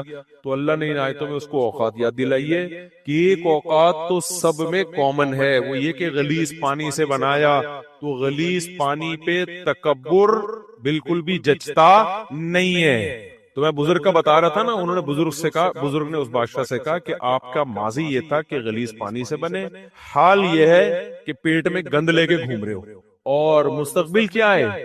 ادھر جان نکلی فوراً باڈی میں اسمیل آنا. کتنے بڑے حضرت جی ہوں، کتنا بڑا آفیسر ہو، صدر ہو، وزیر اعظم ہو، فوراً لاش پہ کیڑے آنا شروع ہوتے ہیں. کتنی غلیظ گندی اسمیل. میت کو کون ورنہ گھر سے نکالتا بھائی؟ باپ اور ماں کے جنازے کون قبر میں ڈال کے آتا؟ محبت نہیں ہے کیا؟ ڈالتے، لیکن کیوں ڈال دیتے ہیں قبر میں؟ بھائی کیڑے پڑنے سے پہلے ڈال دو ان کو. اتنی بدبو ہوتی ہے نا لاش میں، اتنی غلاظت، آنکھیں پھولنا شروع ہوتی ہیں، سر پھولنا شروع ہوتا ہے، اتنی اسمیل ہوتی ہے. یہ ہمارا فیوچر ہے. تو اس کے بعد کوئی میں یہ پاگل پنے والی باتیں ہیں بھائی، پاگل پنے والی باتیں. تو تکبر کا کیسے پتا چلتا ہے؟ تکبر کیسے پتا چلتا ہے؟ کمزور کے ساتھ آپ کیا کرنا شروع کر دو؟ زیادتی. ہمارے ایک ریلیٹیو ہیں، اللہ ان کی عمر میں برکت دے، وہ آفیسر تھے، بڑے آفیسر تھے، وہ ابھی تو ریٹائر ہو گئے. تو انہوں نے ہمیشہ ان کا پھڈا ہوتا تھا اپنے بڑوں سے، یعنی جو اپنے سے بڑے آفیسر ہیں. ہم بھی دیکھتے تھے یہ، وہ کہتے تھے یار میں ہمیشہ اپنے سے بڑے سے لڑتا ہوں، اپنے ماتحتوں سے نہیں لڑتا. ایک تو بڑا وہ ہوتا ہے جو آپ کا امیر ہے، اس کی تو شریعت نے حکم دیا ہے، رسپیکٹ کیا ہے، اس سے پھڈا نہ کیا ہے. جو بھی کمپنی میں آپ کا باس ہے بلا وجہ نہ لڑیں اس سے. فوج میں کوئی کسی کا آفیسر ہے یا پولیس میں، وہ تو رسپیکٹ دینے کا شریعت میں حکم ہے، آپ اس کو عزت دیں. ایک بڑے کا مطلب یہ ہوتا ہے کہ کوئی ظلم کر رہا ہے، زیادتی کر رہا ہے، اور آپ اس کا ہاتھ نہیں روک رہے، لیکن وہی کام جب کوئی چھوٹا کرتا ہے تو رکھ کے 6 چماٹ لگا دیتے ہو آپ، حالانکہ وہ چھوٹا آپ کے مکمل کنٹرول میں ہے. اس کو آپ دوسرے طریقے سے بھی سمجھا سکتے ہو. کہتے ہیں نا مرغی کو توپ سے اڑانا، سنا ہوگا نا آپ نے. وہ چھوٹا ہے، آپ اس کو آرام سے سمجھا دو گے، وہ آپ کے کنٹرول میں ہے، آپ اس کو تھوڑی سی پنشمنٹ سے بھی بات حل. لیکن اس پر تو ایسا غصہ. یہ مقولہ بھی آپ نے سنا ہوگا کہ یہ آدمی گھر میں شیر ہے اور گھر کے باہر بلی ہے. کیوں؟ گھر میں بیوی بچوں پہ اتنا روب جماتا ہے، ہر وقت بیوی بچے ڈرتے ہیں جیسے گھر میں جب یہ آیا تو کچھ چنگیز خان نے بغداد پہ دوبارہ سے حملہ کر دیا. یہ حالت ہوتی ہے. باہر کیا ہوں گے؟ بھیگی بلی. یہ وہ لوگ ہیں جن کو اپنے سے طاقتور پہ کبھی غصہ ہی نہیں آتا. ہمیشہ غصہ کس پہ آتا ہے؟ اپنے سے کمزور پہ. یہ ایک واضح علامت ہے کہ اس میں کیا ہے؟ تکبر. یہ واضح علامت ہے. علامتوں سے پتہ چلتا ہے نا بھائی. ڈاکٹر لوگ کہتے، ڈاکٹروں کے بھی there are 2 types of doctors. کچھ ڈاکٹر ہوتے ہیں رپورٹیں دیکھ دیکھ کے آپ کو یہ ہے، آپ کو یہ ہے، آپ کو یہ ہے، آپ کو یہ ہے. میں تو ہر طرح کے لوگوں سے واسطہ پڑتا ہے نا، ڈاکٹر کو بھی میں سمجھ گیا ہوں. کچھ ڈاکٹر ہوتے ہیں بولتے ہیں بھائی رپورٹوں کو رکھ سائڈ پہ، تو بتا ہو کیا رہا ہے تجھے. مثال کے طور پر کچھ ڈاکٹر ایسے ہیں، آپ کا کولیسٹرول LDL آیا 200 یا 160 یا 170 یا 200 آ گیا وغیرہ وغیرہ، وہ ایک دم رپورٹ پڑھ کے 3 فٹ اچھلے گا، وہ دھڑام سے اوپر جا کے دھڑام سے نیچے آئے گا. اتنا زیادہ کولیسٹرول، ایسے بس گئے. وہ کس کو دیکھ رہا ہے؟ رپورٹ بتا رہی ہے کہ آپ کا کولیسٹرول کیا ہے؟ بہت زیادہ. ایک ڈاکٹر یہ کہ بھئی ہے زیادہ تو آپ بیمار ہیں. ایک ڈاکٹر، دوسرے ٹائپ کے ڈاکٹر یہ ہوتے ہیں، وہ کہتے ہیں آپ کا 150 ہے یا 200 ہے. ہو گیا رہا ہے آپ کو؟ چلتے ہوئے سانس پھول رہے ہیں؟ نہیں جناب میں تو بھاگ رہا ہوں، دوڑ رہا ہوں، اچھل رہا ہوں، کود رہا ہوں. اچھا کوئی دل میں کوئی پین، کوئی کبھی کوئی مسئلہ ہوا؟ نہیں جی. پہاڑی پہ چڑھ جاتے ہو آرام سے؟ ہاں جی چڑھ جاتے ہیں. دوڑتے ہو کچھ پین تو نہیں ہوتا؟ نہیں ہوتا. اور وغیرہ وغیرہ. یعنی جتنی علامتیں تھی، بلڈ پریشر تو نہیں ہے جی، نارمل ہے. کب سے نارمل ہے؟ کئی سالوں سے نارمل ہے، اب بھی نارمل ہے. سب چیزیں فٹ فاٹ ہیں. بولتے ہیں یہ رپورٹوں سے، یہ ڈاکٹروں کی رائے. میں نہیں کہہ رہا ان میں صحیح رائے کون سی ہے، غلط رائے کون سی ہے، یہ ڈاکٹروں سے جا کے پوچھ، ٹھیک ہے نا. تو وہ کہتے ہیں کہ یہ ہونے دو، اس کی ٹینشن بولو مت لو جب کچھ بھی نہیں ہو رہا. اسی طرح کچھ ڈاکٹر ہوتے ہیں بولتے ہیں بھائی آپ میں وائٹامن ٹیسٹ کروا لیں، پتہ نہیں B12 کا یا B6 کا ٹیسٹ کروا لیں. آپ ٹیسٹ کروایا، اس میں کمی آئی، فوراً آپ یہ کھائیں وہ کھائیں. دوسرا ڈاکٹر ہوگا وہ کہے گا آپ کو کانپتے تو نہیں ہیں آپ, راشا تو نہیں ہوتا, گھبراہٹ تو نہیں ہوتی, بےچینی نہیں جی میں فٹ فاٹ ہوں, 2 شادیاں کرنے کے بعد بھی گھبراہٹ نہیں ہوئی تھی. میں 4 اس لیے نہیں بول رہا کہ لوگ سمجھیں کہ شاید میں اپنی مثال دے رہا ہوں. تو ڈاکٹر کہے گا پھر کسی قسم کے ٹیسٹ کی ضرورت بولو نہیں ہے. جب علامتیں ظاہر نہیں ہو رہی ہیں تو پھر رپورٹوں پہ کچھ نہیں رکھا. یہ دونوں رائے ہیں ڈاکٹروں کی. اب اس میں صحیح کیا ہے غلط کیا ہے یہ میرا ٹاپک نہیں ہے. میں بس یہ آپ کو بتا رہا ہوں کہ 2 طرح کے ڈاکٹر ہوتے ہیں. ڈاکٹروں میں بھی حنفی شافی ہوتے ہیں, صرف یہ مولویوں میں نہیں ہے. سمجھ رہے ہو نا, ڈاکٹروں میں دیوبندی بھی ہوتے ہیں, بریلوی بھی ہوتے ہیں, اہل حدیث بھی ہوتے ہیں. تینوں قسم کے طبقے ڈاکٹروں میں پائے جاتے ہیں. جو اہل حدیث ڈاکٹر ہے وہ بہت سخت ہوتے ہیں. وہ کہتے ہیں کہ میٹھا بالکل چھوڑ دو, روٹی چاول بالکل چھوڑ دو, یعنی کہ دنیا چھوڑ دو, بس ان کی بس نہیں چل رہا ہوتا. آپ میٹھا کتنا کھا سکتے ہو, سونگ سکتے ہو تھوڑا سا بس. کیٹو ڈائٹ کے نام پہ ڈاکٹروں کی ویڈیوز پڑی ہوئی ہیں, کیٹو ڈائٹ. آپ یہ بھی نہ, ان کا یہ نہیں ہوتا کیا کھانا ہے, یہ بھی نہ کھانا, یہ بھی نہ کھانا, یہ بھی نہ کھانا. آدمی کہتا ہے بتا دے بھائی تو کھانا کیا, خالی یہ بتا دو. ہم کہتے ہیں چکن کھائیں آپ بوائل کر کے, اور بس چکن کھائیں آپ بوائل کر کے, اور وہ بیف بھی کھائیں اور وغیرہ وغیرہ, بس گوشت ہی کھاتے رہیں آپ. خیر یہ ہے اہل حدیث, بہت سخت ہوتے ہیں. کچھ ڈاکٹر ہوتے ہیں بریلوی, کہتے ہیں جائیدادیں بھی کھا جاؤ, آپ کا بس چلے, سب کچھ کھاؤ, رج کے کھاؤ, بس ورزش کیا کرو, اس کو یوٹیلائز کرو. آپ پراٹھے بھی کھاؤ, چینی بھی کھاؤ. پڑے ہوئے ڈاکٹر, آپ سمجھ رہے میں مذاق کر رہا ہوں. آپ جاؤ انٹرنیٹ پہ پڑے ہوئے, یہ سب کچھ کھاؤ بھائی, کچھ نہیں ہوتا. بھاگو دوڑو, بس تھوڑی ایکسرسائز کر لیا کرو. تو اور کچھ دیوبندی ٹائپ کے ہوتے ہیں, وہ کہتے ہیں نہ یہ کہ سب کچھ کھاؤ, نہ یہ کہ سب کچھ نہیں کھاؤ, وغیرہ وغیرہ. اب یہ ڈاکٹروں کا میں زیادہ نہیں پوسٹ مارٹم کروں گا. خیر, تو کچھ ڈاکٹر ہوتے ہیں جو رپورٹیں دیکھ دیکھ کے ایک ایک چیز تجویز کرتے رہتے ہیں. کچھ ڈاکٹر ہوتے ہیں بولتے ہیں بھائی تیرے کو ہو کیا رہا ہے, جب کوئی ہو کچھ نہیں رہا, فٹ فاٹ ہے تو بس صحیح ہے, فٹ فاٹ ہے. علامتیں تو اسی طرح یاد رکھو, تکبر اس کی رپورٹ ہمیں نہیں مل سکتی کہ ہم کوئی لیب میں ٹیسٹ کروا دیں. ہاں لیب میں گئے, ٹیسٹ کروایا اور آ گیا کہ اس کے اندر اتنا تکبر پایا. اگر ایسا ہوتا نا تو مسئلہ آسان ہو جاتا. ہم میں ہر شخص ٹیسٹ کرواتا, بھائی تکبر کا جو لیول ہے اس حد تک تو قابل برداشت ہے. فار ایگزامپل 100 سے کم جو ہے وہ نارمل میں آتا ہے, اتنا تو ہر ایک میں. ابھی ہم کوئی پیغمبر تو نہیں ہے نا بالکل ہی متواضع ہوں, صحابہ تو نہیں ہم لوگ, تو اتنا ایسا ہے کہ جہنم سے بچا لے گا آپ کو. جنت الفردوس میں لے جانا چاہتے ہو تو پھر 50 سے کم ہونا چاہیے, اور جہنم کے اعلیٰ طبقے میں 200 سے اوپر جو ہوگا وہ, اور اگر 400 ہے تو شیطان میں اور آپ میں کوئی فرق نہیں, بلکہ ہو سکتا ہے یہ رپورٹ شیطان نے کروائی ہو, غلطی سے آپ کے کھاتے میں آ گئی.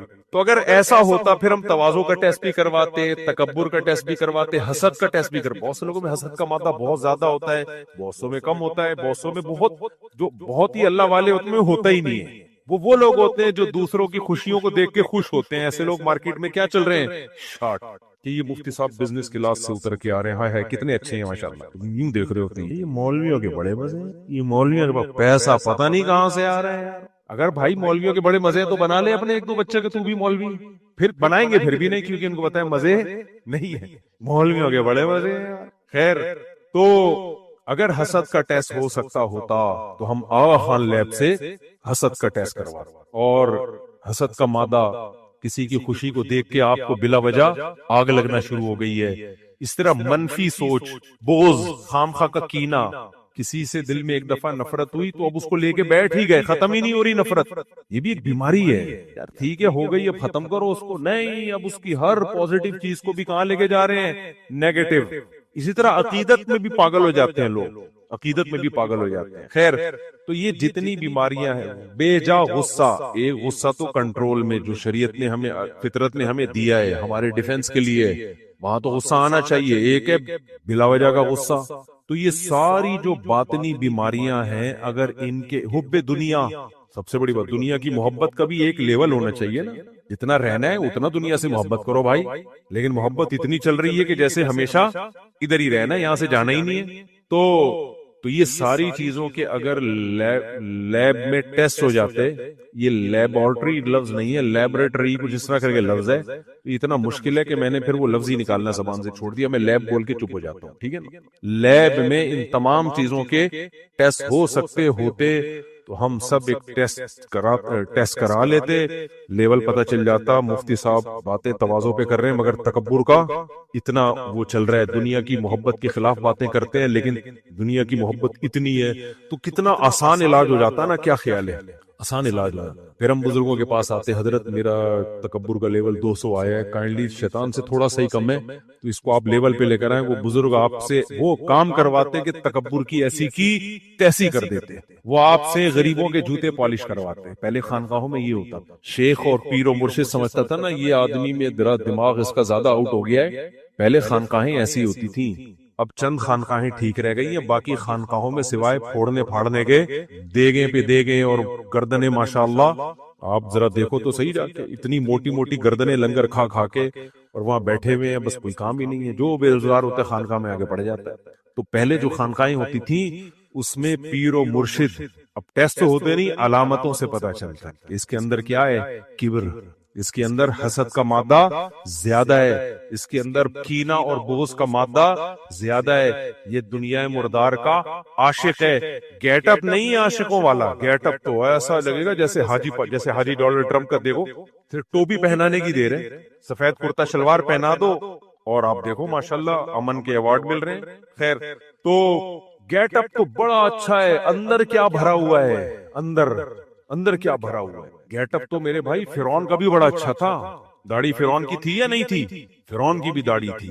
اور پورے پراپر ڈریس اس زمانے میں سب پہنا کرتے تھے۔ تو گیٹ اپ سے تھوڑی ہوتا ہے، اندر بہت ساری چیزیں بہت خراب چل رہی ہوتی ہیں جو انسان کو گھن کی طرح کھا رہی ہے۔ اچھا، یہ جتنی باطنی بیماریاں ہیں نا، ان تمام چیزوں سے ایک نقصان ہوتا ہے، آخرت کا تو ہوگا، ایسا آدمی خوش کبھی نہیں رہ سکتا جس کے اندر تکبر ہے، خوش نہیں، کیونکہ اس کی ناک پہ ہر وقت مکھی بیٹھی رہے گی، اس کو رسپیکٹ چاہیے، اور دنیا بڑی ظالم ہے، جو رسپیکٹ کے قابل لوگ ہیں ان کو نہیں مل رہی ہوتی، تو ہے ہی نہیں قابل، تجھے کہاں سے ملے گی؟ ہر وقت ان کو کیا چاہیے؟ عزت چاہیے، عزت کے بھوکے ہوتے ہیں، شہرت کے یہ بھوکے ہوتے ہیں، دولت کے یہ بھوکے ہوتے ہیں، جتنی بھی دولت مل جائے نا ان کو ہر وقت ڈر ہوتا ہے چھن تو نہیں جائے گی کہیں، چھن تو نہیں جائے گی کہیں، ان کی ساری خوشیاں ان کی جھولی میں لا کے ڈال دو، ایک خوف، یہ چھن تو نہیں جائے گی خوشی، ایسا تو نہیں ہو جائے گا، ویسا تو نہیں ہو جائے گا، کیونکہ انسان کو جس سے حد درجے تو اس کے چھننے کا خوف ہر وقت لگا رہتا ہے۔ ان کو کتنی بڑی ڈپریشن ہے یا نہیں ہے، کس قدر عذاب میں ڈالا ہوا ہے اپنے آپ کو، یہ تو نہیں، اور پاکستان میں تو ہر وقت خطرہ موجود ہے، ویسے ہی یہ تو نہیں ہو جائے گا، وہ تو نہیں ہو جائے گا، یہ تو نہیں ہو جائے گا، وہ تو نہیں، ہر وقت خوف زدہ رہتے ہیں۔ پھر جس کے دل میں حسد ہو وہ خوش رہ سکتا ہے؟ بولو، کیونکہ بھائی یہ ام للانسانی ما تمنا، قرآن کہتا ہے تمہیں وہ سب کچھ دنیا میں نہیں ملے گا جو تم چاہتے ہو، تم خدا تھوڑی ہو، بہت سی چیزیں میں چاہ رہا ہوں گا مجھے ملیں، نہیں ملیں گی، میرے دشمن کو ملنا شروع ہو جائیں گی۔ آدمی حسد میں جاتا ہے، بھائی یہ کیا ہو رہا ہے یار، یہ کیا ہو رہا ہے، مجھے مل نہیں رہی، اور مل کس کو رہی ہے؟ مل بھی دشمن کو رہی ہے، دشمن ترقی کر رہا ہے، حسد حسد حسد۔ تو ان تمام چیزوں کا اگر لیب میں ٹیسٹ ہوتا تو بیماری تو پتہ چلتی نا، پھر بزرگوں کے پاس آتے ہیں، بزرگ علاج کرتے، اور وہ والے بزرگ علاج کرتے جن میں خود یہ بیماریاں نہیں ہیں، پھر وہ علاج کرتے۔ پہلے زمانے میں کیسے ہوتا تھا، جس کے دل میں دیکھتے تھے نا بزرگان دین دولت کی محبت ہے، اس سے نوٹ جلوایا کرتے تھے، صدقہ خیرات نہیں، جلواتے تھے۔ یہ جائز نہیں ہے اس زمانے میں، آپ یہ کام نہ شروع کر دیں، جیسے 5000 کا کڑک نوٹ ہے نا، ادھر سے پکڑ کے آگ لگاؤ، جلے، اور ساتھ ساتھ تمہارا دل بھی کیا ہو، چلے، آپ نہ شروع کر دینا، اللیگل ہے۔ مثال دے رہا ہوں، پہلے ایسا ہوتا تھا کہ تاکہ، اور یہ دوسری گڈی بھی جلا، تیسری بھی جلا، دل سے کیا نکلے، محبت نکلے۔ ہو سکتا ہے کوئی ظاہر پرست کا، یہ تو پیسے کا نقصان ہے، بھائی دل کو بچانے کے لیے پیسے کا نقصان ہے، یہ پیسہ بہترین جگہ پہ خرچ ہو رہا ہے، صحیح ہے نا، نارملی یہ ضیاء ہے، حرام ہے، ناجائز ہے، اسراف ہے، تبھی تو جو اہل اللہ ہیں وہ فیصلہ کریں گے نا کہ تیرا یہ علاج ہے بھی کہ نہیں ہے، وہ کہتے ہیں صدقہ بھی نہ اس کو دینے دو علاج کے طور پہ۔ ویسے تو صدقات و خیرات کے اسلام میں بہت فضیلت ہے، کیونکہ صدقہ بھی دیتا ہے تو بعض دفعہ خراب ہو رہا ہوتا ہے اس کا کیس، آگ لگا، دل جلے، نوٹ جلے گا تو تیرا دل بھی ساتھ ساتھ جلے گا۔ اس کی مثال میں ایک دیتا ہوں آپ کو، عشق ہو گیا کسی سے اور معشوقہ کا انتقال ہو گیا، خود بخود عشق ٹھیک ہو جائے گا کہ نہیں ہو جائے گا؟ اگر جب تک وہ زندہ رہتی عشق ٹھیک ہوتا؟ جو کم درجے کا پیشنٹ ہے اس کا تو ٹھیک ہو جاتا ہے، جو بہت ہی ڈھیٹ قسم کے پیشنٹ ہیں ان کا ٹھیک نہیں ہوتا جب تک کہ وہ معشوقہ مر نہ جائے۔ میں جب کال سنا کرتا تھا 2012-13 کی بات ہے، کوئی ڈاکٹر بن رہی تھی لڑکی، اس کا فون آیا کہ مجھے وہیں اپنے جہاں میں ہاؤس جاب کر رہی ہوں کسی ڈاکٹر پہ عاشق ہو گئی ہوں، اور اس نے بھی بڑے لارے لپے دیے ہوئے مجھے، لیکن اب وہ لارے رپے دے کے جیسے کہ ہوتا ہے نارمل مرد کھیلتے ہیں لڑکیوں کے ساتھ، جب دل بھر جاتا ہے تو پیچھے ہو جاتے ہیں، تو پیچھے ہو گیا. تو اس نے کہا میں پاگل ہو گئی اس کے عشق میں، میرا دماغ خراب ہو گیا، یہ ہو گیا، مجھے وہی چاہیے، اور وہ مان نہیں رہا مجھ سے شادی پہ، وہ تو مجھ سے جان چھڑا رہا ہے، ظاہر ہے دوسری لڑکیوں میں انجوائے کر رہا ہوگا وہ. اب یہ مجھے فون کری، میں پاگل ہو گیا. میں نے پھر اس کو ذکر بتایا، کچھ علاج بتایا، جو بھی تصوف میں عشق نکالنے کے طریقے ہیں وہ عمل کر کے ہی نہیں دے رہی، وہ عمل ہی نہیں کر رہی. میں نے کہا بھائی آپ اپنی حفاظت کرو، آپ مر جاؤ گے اس عشق میں، پاگل ہو جاؤ گے. آپ کو میں یہ بتا رہا ہوں، یہ ٹوٹکے بتا رہا ہوں، یہ ٹوٹکے کرو. نہیں جی. کچھ دن بعد اس کا فون آیا کہ مفتی صاحب وہ ملک چھوڑ کے بھاگ گیا ہے، یہاں سے چلا گیا ہے. تو میرے دماغ سے نکل گیا. مایوس ہو گئی نا. اس سے پتہ چلتا ہے بعض دفعہ علاج یہ ہوتا ہے کہ مایوس ہو جاؤ کہ یہ آپ کو ملنے والا نہیں ہے، پھر انسان صبر کر لیتا ہے. اگر ورنہ تو بیوقوف ہوتا تو گولی مار کے مار دیتا ہے اپنے آپ. تو بزرگ بعض دفعہ کیا کرتے ہیں، جب پہلے زمانے میں کرتے تھے کہ جب دولت کا عشق ہے، دماغ میں ہر وقت پیسہ پیسہ پیسہ پیسہ، دولت، نوٹ، ہر وقت. اس سے بڑا عذاب نہیں ہے بھائی کوئی، پاگل ہو جاتے ہیں لوگ. تو وہ بزرگ کیا علاج بتاتے تھے، کڑک کڑک نوٹ لے کے کنارے سے، ایک دم سے آگ نہیں لگاؤ، کنارے سے آگ لگاؤ، اس کو جلتا ہوا اپنی آنکھوں سے، وہ وہاں جل رہا ہوگا، ادھر دل میں، کیونکہ ابھی آپ کو اس لیے لے کر آپ کا نوٹ جل نہیں رہا ہے، ادھر دل میں کیا ہوگی، دل میں بھی آگ لگے. تو ایک پھر دوسرا، ایک ترسا ترسا کے. تو اور پہلے مرید بڑے ٹائٹ ہوتے تھے، کسی پیر سے بیعت ہوتے تھے اصلاح کے لیے کہ آپ جو علاج بتائیں گے ہم کریں گے. اب جو مرید ہوتا ہے نا، وہ پیر صاحب کو گائیڈ کر رہا ہو، وہ باپ بنا ہوا ہوتا ہے. کیوں ہر چیز میں کیا چلا رہا ہے، کیوں.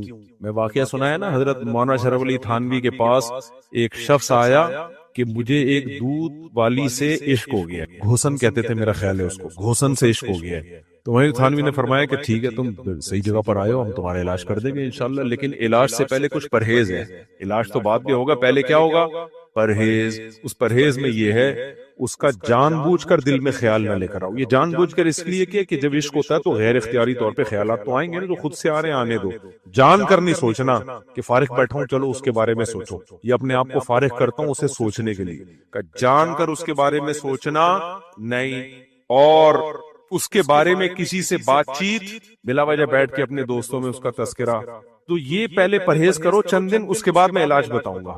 مجھے تو دودھ کی ضرورت نہیں ہوتی، میں دودھ خریدنے کے لیے اس کے پاس جاتا ہوں تاکہ اس کی زیارت ہو جائے. آپ کہہ رہے ہو سوچو نہیں، میں تو دودھ کی ضرورت نہیں ہے، دودھ خریدنے جاتا ہوں. تو حضرت مولانا تھانوی نے رکھ کے ایک لگایا چماٹا، بولا نالائق، جب مجھے مان نہیں رہے ہو، میری مان نہیں رہے ہو، تو میرا ٹائم ضائع کرنے میرے پاس آئے کیوں ہو؟ بھائی آئے تو اس لیے ہونا کہ جو، ہاں مجھے یاد آیا آخر میں وہ کہتا ہے کہ مجھے بس کسی طرح وہ دلا دیں آپ. اس کا خیال تھا اللہ والے بزرگ ہیں تو یہ اللہ سے دعا مانگیں گے یا کوئی عمل بتائیں گے، وہ آ جائے گی میری جھولی میں، دعا مانگیں گے نا. تو انہوں نے کہا میں کیا لڑکیاں دلانے کے لیے یہاں بیٹھا ہوا ہوں. تو ایک تھپڑ لگایا کہ اپنا بھی ٹائم، پہلے لوگ بزرگوں کی مار کھا بھی لیا. اس زمانے میں جو چیز سب سے زیادہ شارٹ چل رہی ہے نا، وہ تمیز ہے. لوگ فخر سے بتاتے تھے یار ہم نے بڑوں کی مارے کھائی ہیں، ہم نے باپ کی مارے کھائی ہیں، ماں کے تھپڑ کھائے ہیں، یہ فخر سے بتاتے تھے لوگ. اب تو یار ایسا کبر ہے نوجوان نسل میں، نہ ٹیچر کا احترام، نہ بڑوں کا احترام، نہ بزرگوں کا احترام، نہ مسجد کے امام کا احترام. سارا کلچر ہمارے سوسائٹی میں گوروں سے آ رہا ہے. گوروں میں احترام نہیں ہے، گوروں میں رسپیکٹ ہے سب کے لیے سیم برابر. جمشید سے بھی اسی طرح ملیں گے جیسے اپنے فادر سے مل رہے ہیں. جمشید میں اور فادر میں کوئی فرق؟ فادر سے بھی how are you nice to meet you بس. اور جمشید آئے گا تو بھائی جمشید سے الگ ملو. فادر جب آتا ہے تو انسان کی بازو جھک جاتے ہیں، نگاہیں جھک جاتی ہیں. ابا کے سامنے اونچی آواز سے بات نہیں کرنا ہے، تکیے پہ ٹیک لگا، ابا سامنے بیچارے ایسے بیٹھے اور یہ ٹیک لگا پہ ٹانگیں پھیلا کے بیٹھا ہوا ہے. میں دیکھ رہا ہوں لڑکوں کو، نوجوانوں کو، یار یہ تو بری چیز ہے یار. ابا ہے تھوڑا سا تو ہل لے. میں نہیں کہہ رہا ٹیک لگانا بند کر دے، تھوڑا سا ہلے، یوں بس اتنا ہل جائے، ابا کو پتا چلے مجھے تھوڑی سی عزت تھوڑی سی بھی دے دو. اس زمانے میں بہت ہے. ابا نے کون سا اپنے ابا، استغفر اللہ، یعنی آپ تھوڑی سی بھی عزت دے دیں. میں کہنے والا تھا ابا نے کون سا اپنے ابا کو دی ہوگی، لیکن تو تھوڑی سی رسپیکٹ دے دیں. صحیح ہے نا؟ اما آتی ہے تھوڑا سا ہل لیں یار. ڈانٹ دے تو مسکرا لیں کہ اما کی ڈانٹ ہے بھائی، کوئی بات نہیں. ہر بات میں اینٹ کا جواب پتھر سے دے رہا ہے، مسجد کا امام ہے یار، چلو جیسا بھی ہے تھوڑا سا آپ سے تیز پہلے ہمیں یاد ہے ہماری مسجد کے امام صاحب لڑکوں کو بلا دو ادھر، لڑکے سارے کام چھوڑ کے آ رہے ہوتے تھے، یار امام صاحب نے بولا جا ایسا کر، وہ چھیڑنے لے کر آ، وہ جاتا تھا بھاگتا ہوا۔ پھر ہم نے وہی دور دیکھا، امام صاحب نے بلایا ادھر آؤ، کہہ رہے میرے پاس ٹائم نہیں۔ اپنے زمانے میں دیکھا کتنی جلدی کلچر چینج ہوا ہے، سمجھ رہے ہیں بھائی؟ تو ایک دم اسٹریٹ فارورڈ یوں کہہ رہے میرے پاس ٹائم، یا بولے امام صاحب میں تھوڑا سا بزی ہوں، آپ کام بتائیں میں کسی اور کو بول دیتا ہوں، امام خود ہی بول دے گا نہیں یار چلو کوئی بات نہیں۔ بدتمیزی آ رہی ہے ہماری سوسائٹی میں، جو چیزیں گوروں سے لینے کی تھی وہ تو لے ہی نہیں رہے، صفائی لے لو ان سے، اول تو وہ بھی لینے کی ضرورت نہیں، ہمارے مذہب میں کم ہے کیا جو ہم کہیں اور سے لیں، لیکن کم از کم تو چیزیں سیکھنے کی ہیں وہ سیکھ لو نا، سارے الٹے کام وہاں سے ہم امپورٹ کر رہے ہیں۔ اور ماشاءاللہ ہماری عدالتیں بھی رج کے کلچر کو تباہ، بھی دیکھو کورٹ میں قانون بن رہا ہے، بیگم کو اگر دوسری شادی کی دھمکی دی تو یہ بھی ذہنی ٹارچر میں آئے گا، اس پہ بھی ایف آئی آر کٹ سکتی ہے، بیگم پہ ہاتھ اٹھایا تو ٹارچر میں آئے گا، ڈانٹ لیا تو مینٹلی۔ ابے بیگم کو تم باپ سے بھی زیادہ بیگم ہم لوگ بھی رکھی ہوئی ہے بھائی، ہم لوگوں نے، ہمارے بیگموں سے جا کے پوچھو، میرا خیال ہے میری کوئی شاید برائی نہیں کرے، یہ جملہ میں کبھی کہتا نہیں ہوں، ہم بھی تمیز سے رہتے ہیں یار، لیکن آپ جب اتنا زیادہ کسی کو باپ بنا دو گے تو میاں بولے گا ابے بیگم نہیں girl friend is the best, بیگم نہیں بناؤ کسی کو، کیا رکھو گرل فرینڈ۔ یہ سارا نکاح کے نظام کو تباہ و برباد کرنے کی سازشیں ہیں، ان کم وقتوں کے اپنے تو گھر آباد ہوتے نہیں ہیں، جو اسمبلی میں بیٹھے ہوئے لوگ ہیں نا ان میں اکثریت کے اپنے گھر آباد نہیں ہوتے، تو یہ چاہتے ہیں اس قوم کو بھی ایسے ہی اپاہج کر دیں۔ میں نہیں کہہ رہا بیوی کو آپ مینٹلی ٹارچر کرو یا ہاتھ اٹھاؤ اس کے اوپر، لیکن یہ کیا بات ہے کہ یار اس کو کچھ بھی، یعنی وہ شوہر کے اوپر کوئی بھی بلی ڈالنا چاہے نا، کسی بھی بات کو بنیاد بنا کے اس کو اندر کر سکتی ہے۔ جب چند میاں مارکیٹ سے شارٹ ہوں گے، جیلوں میں جائیں گے، لوگ عبرت حاصل کریں گے، بولیں گے بھائی گرل فرینڈ بنا لو، بیوی بولو مت بناؤ، یہ آنے والا ہے، تو اس پہ مضبوط آواز اٹھا، بولے یہ ہم نہیں مانتے اس قانون کو۔ خیر تو کیا کہہ رہا تھا میں یار، تو یہ بہت زیادہ قیام تام چل رہا ہے آج۔ ہاں تو پہلے زمانے میں بزرگوں کے یہاں تربیت ہوتی تھی کہ بھئی تربیت ایسے ہوتی تھی کہ تمہارے اندر تکبر ہے، تم جاؤ مسجد میں چپل سیدھے کر جا کے نماز۔ مانے اپنے حضرت کی خانقاہ میں ہم نے دیکھا ہے، حضرت مفتی رشید احمد صاحب رحمہ اللہ تعالیٰ کے یہاں ڈیفینس کے ایک بڑے تاجر آئے ہوئے تھے، یہاں سامنے بیٹھے ہوئے تھے حضرت کی، رکشے والا اور دوسرے تھوڑا سا پیچھے بیٹھے ہوئے، اور کچھ بیچارے دیسی سے مولوی تھے بالکل ہی غریب سے، وہ پیچھے بیٹھے۔ حضرت نے ان صاحب کو، کیونکہ وہ حضرت سے بیعت تھے، بیعت نہ ہوتے تو پھر حضرت یہ کام نہ کرتے، جو بیعت ہوتا ہے وہ تو پیشنٹ ہے نا، تو ڈاکٹر جو ٹیکا لگائے گا، کوئی آ کے آپ کے ٹیکا گھسڑنے دو گے آپ؟ کوئی بندہ آ رہا ہے کہہ رہے یار یہ ٹیکا لے کے گھوم رہا تھا ذرا کول آگے کرنا، آپ بولے گا کون ہے بھائی ہٹ یہاں سے۔ لیکن آپ کسی ڈاکٹر کے پاس گئے کہ ڈاکٹر صاحب میں بیمار ہوں، ڈاکٹر نے کہا ٹیکا لگاؤں گا، تو آپ خود پہلے اپنا بازو آگے کر دو گے تاکہ کسی اور جگہ لگانے کی کوشش نہ کرے۔ میں تو ڈاکٹر کے کوئی ویسے ٹیکے لگواتا نہیں، کبھی تو فوراً یوں کر دیتا ہوں میں ایسے کر کے، کوئی بھروسہ نہیں ہے بھائی۔ تو جو بزرگ لوگ ہوتے ہیں نا وہ دوسروں کے ساتھ نہیں کرتے ہر شخص کو یوں بھائی، جو تربیت کے لیے آیا ہے۔ تو پھر مالداروں کا علاج زیادہ ٹف ہوتا ہے، مالداروں کا علاج کیا ہوتا ہے؟ کیونکہ ان کے پاس دولت ہے، ان میں تکبر کا چانس زیادہ ہے، غریب کے پاس ہے ہی نہیں تکبر کے لیے، تبھی تو حدیث میں آتا ہے غریب متکبر کو سخت عذاب ہوگا قیامت کے دن، مالدار متکبر کو بھی ہوگا کم، غریب متکبر کو زیادہ، کیونکہ تیرے پاس تکبر کے لیے کم بخت کچھ ہے نہیں، پھر بھی دھونس جما رہا ہے۔ ابھی جیب میں جیب ہی نہیں ہے کپڑوں میں، اس کے پیسے نہیں تھے، درزی نے ادھوری سی تھی، پیسے آدھے ملے تھے، اس نے کہا جیب نہیں بنا رہا، اور ککڑتا پھرتا ہے۔ تو جیسے بوڑھا جو زناکار ہوگا اس کا عذاب زیادہ ہے کہ طاقت ہے نہیں پھر بھی ٹھرکی بنا ہوا پھر رہا ہے، عورتوں کے پیچھے بھاگتا ہے۔ تو پہلے کیا ہوتا تھا کہ بھائی تکبر ہے۔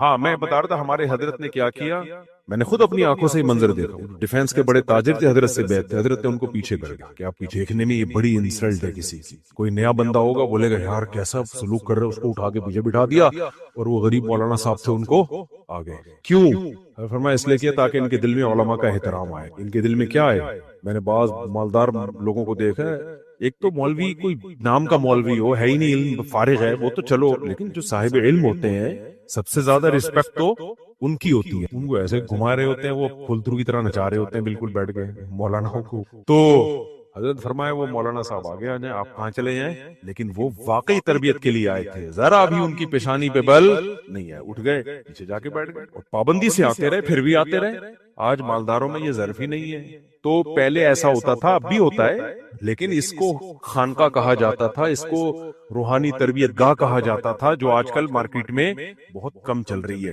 خیر, پہلے فاقے کروائے جاتے تھے. خیر, تو تکبر, حسد, ان سب چیزوں کے, حسد کے بھی علاج بتائے جاتے تھے. یہ کرو, یہ کرو, تاکہ حسد کیا ہو, ختم ہو. تو میں یہ بتا رہا تھا کہ کتابی علم کچھ اور ہوتا ہے, کسی اللہ والے کی صحبت کا علم کچھ اور. تبھی تو صحابہ نے نبی کی صحبت اٹھائی ہے. تواضع کا مطلب بھی سمجھ میں آ گیا. تکبر, نبی سے زیادہ صاحب وقار کوئی ہو سکتا ہے؟ ہمارے نبی اتنے باوقار تھے. سیدہ عائشہ فرماتی ہیں آپ کبھی کھلکھلا کے زور سے قہقہ لگا کے ہنسے نہیں ہیں, حالانکہ آپ خوش مزاج تھے. اتنے خوش مزاج کے صحابی رسول کہتے ہیں, صحیح حدیث ہے, کہ ہم نے اپنے لوگوں میں نبی صلی اللہ علیہ وسلم سے زیادہ مزاح کرنے والا کسی کو نہیں پایا. خوش مزاج ایسے, لیکن مسکراتے تھے. آپ کے چہرے پہ کیا آتی؟ مسکراہٹ. خوشی کی بات ہوتی, مزاح کی بات ہوتی, چہرہ چمک اٹھتا تھا آپ کا. صحابہ سمجھ جاتے تھے آپ کیا ہیں, خوش ہیں. اور ہم لوگ کی ہنسی دیکھو. ایک دفعہ میں بیٹھا ہوا, مجھے لگا کہ ٹائر پنچر ہوا ہے نا, ہوا نہیں نکلتی کر کے, ایک دم باہر جا کے دیکھا بندہ ہنس رہا ہے بیٹھ کے. عجیب عجیب اسٹائل کی ہنسی ہے ہم لوگوں کی. یہ نہیں پتا چل رہا ہوتا رو رہا ہے, ہنس رہا ہے. ابھی تھوڑی دیر کے بعد رپورٹ آئے گی کہ یہ رونے کی خبر تھی یا ہنسنے کی. ہمارے